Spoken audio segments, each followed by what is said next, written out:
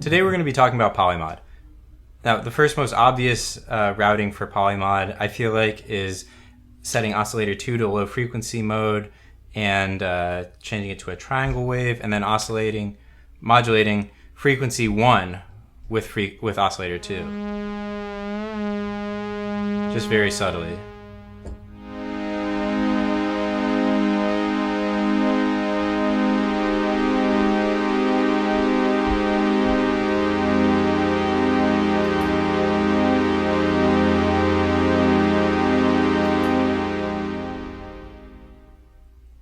If you want to learn more about that, I have another video on it, and you can check it out. I'll put it in the cards. You can also modulate frequency 1 with oscillator 2 at an audio rate.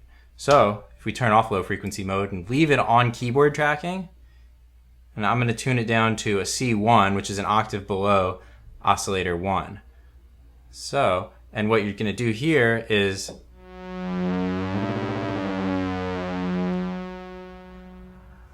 you're adding harmonics that way. Now, this is an entire style of synthesis called FM, and it's a deep trench we're plunging into here. So there's no way that I can possibly cover everything that sounds good, but I'll give you a good boot in the right direction by focusing on warm tones, because there are a lot of cold FM tones, and I feel like those are kind of dime a dozen, but warm ones are a little rarer to come by. This modulation is going to detune your patch in a funky way.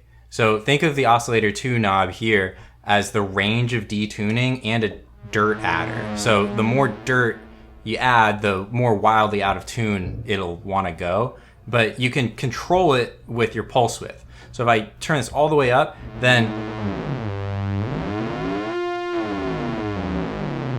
I have a lot of control. I can change the pitch really wildly.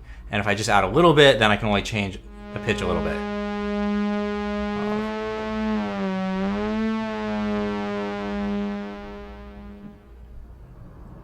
So I'm going to leave mine here and try to make it so it's in tune with what I think I'm playing on the keys.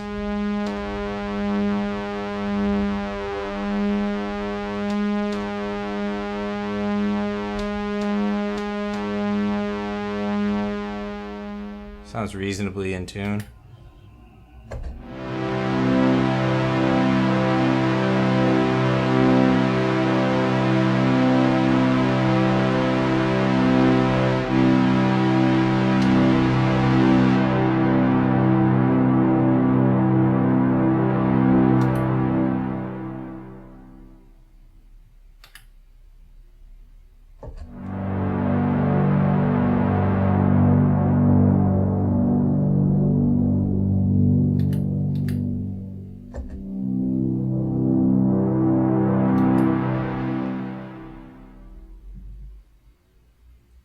Another thing we can do with this is modulate the pulse width of just oscillator 2. So I'm going to set this back to a sawtooth wave. And I'm going to actually change the pitch of this guy of this funky way of going through the pulse width.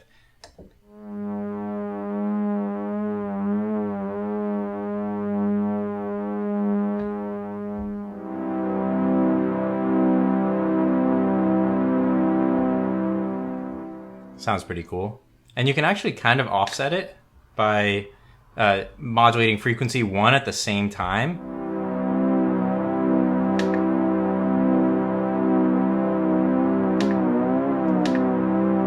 Well, it's not working that well because I'm not modulating frequency 1 that much by oscillator 2. The more you add it in, the more you can cancel it out.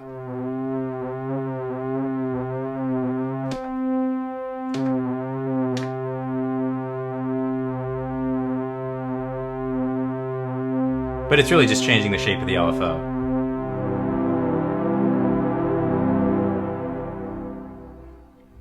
So, some really thick tones there. Let's add dirt another way. We'll route oscillator 2 to our high pass filter.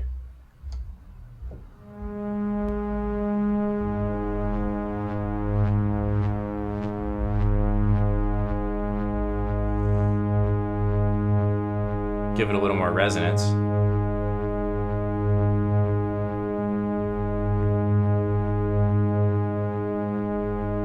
change oscillator 2 back to a triangle.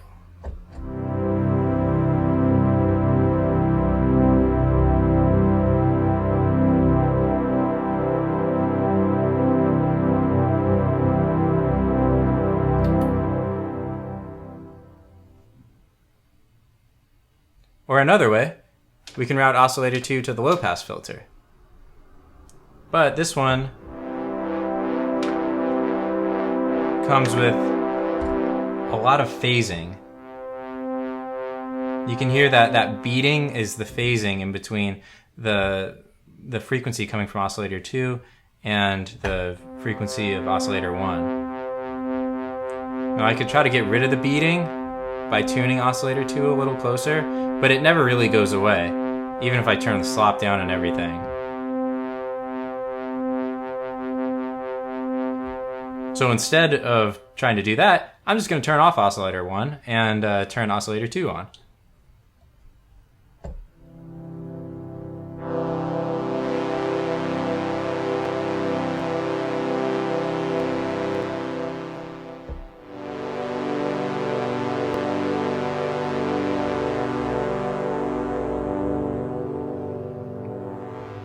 Lots of interesting timbres here.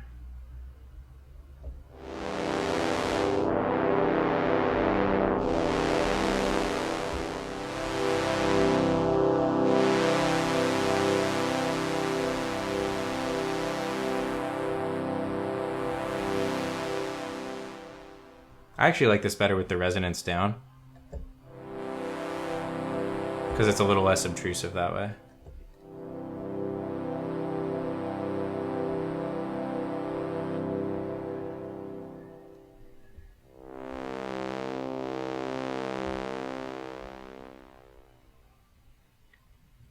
You can also find pretty much infinite cold atmospheric tones using this. So what you would want to do is just crank up your resonance. I'm going to turn down the volume at the same time.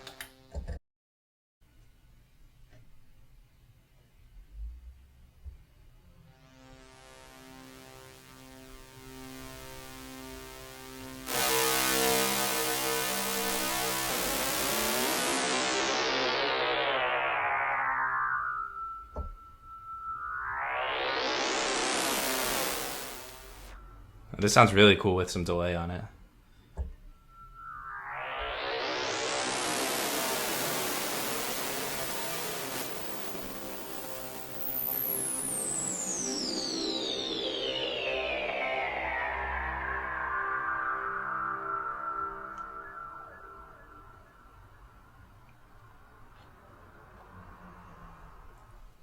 All right, let's do one more. We're going to route our oscillator 2 as an LFO again to the low pass filter. And we're going to turn off keyboard tracking. So all of these are going to go at the same rate. All of the oscillator 2s that we kick off with the different voices that we play. I'm going to turn the resonance back down. And turn oscillator 1 back up.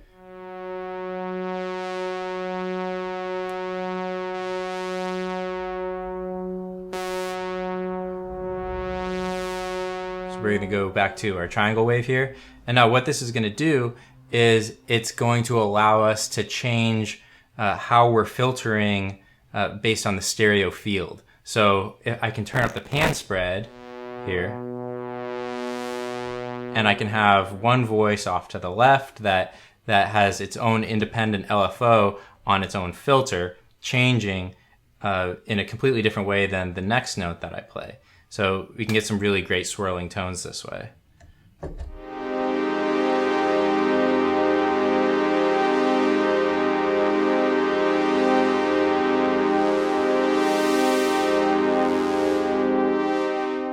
Well, so that pretty much covers polymod for pads. It's a great way of adding dirt or just making your pad sound like it came from another planet. Next up, we're going to be covering oscillator sync and the deceptively simple but actually pretty complicated distort knob.